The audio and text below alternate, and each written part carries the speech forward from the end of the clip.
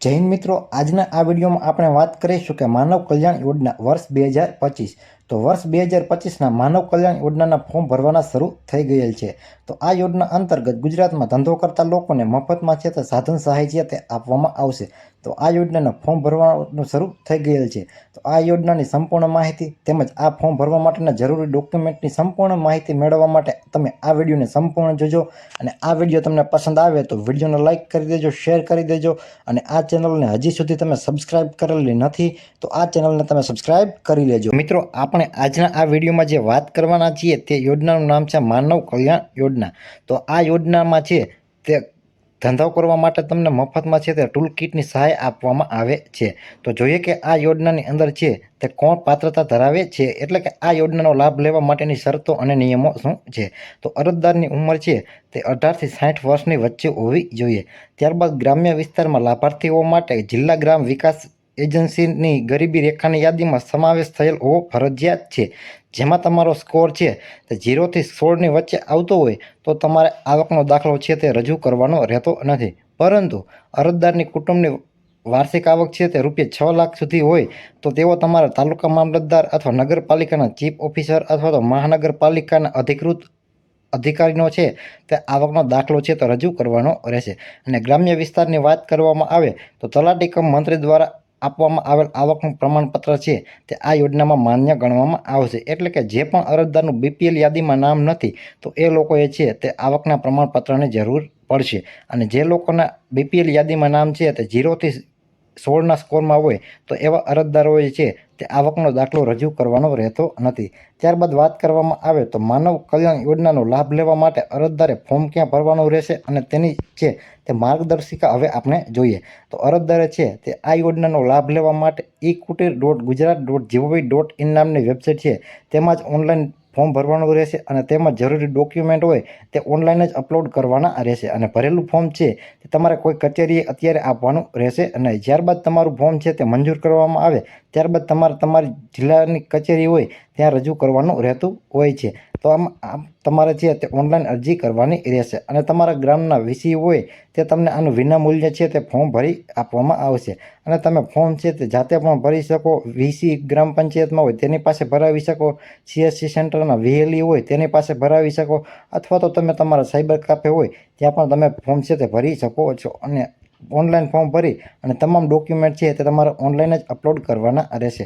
અને અરજી કરતી વખતે તમારે શ્રમ કાર્ડ અને ડોક્યુમેન્ટ છે તે અપલોડ કરવાના રહેશે.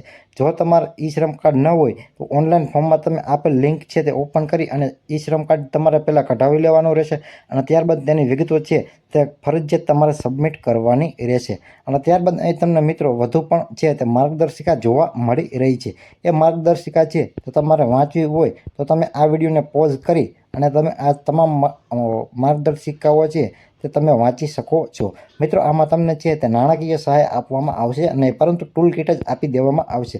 તમે ફોર્મ ભરશો ત્યારબાદ જિલ્લા કચેરી દ્વારા છે તમારા ફોર્મની ચકાસણી કરવામાં આવશે. ત્યારબાદ તમારું ફોર્મ છે તે મંજૂર કરવામાં આવશે. અને ત્યારબાદ છે તો તમારું ફોર્મ મંજૂર થશે એટલે તમને એક QR કોડ આપવામાં આવશે. એ તમારા QR કોડ હોય તે નજીકના કોઈ ડીલર હોય તેને ત્યાં જઈ અને QR કોડ તમે આપશો એટલે ત્યાંથી તમને તમારી છે તે કીટ આપી દેવામાં આવશે.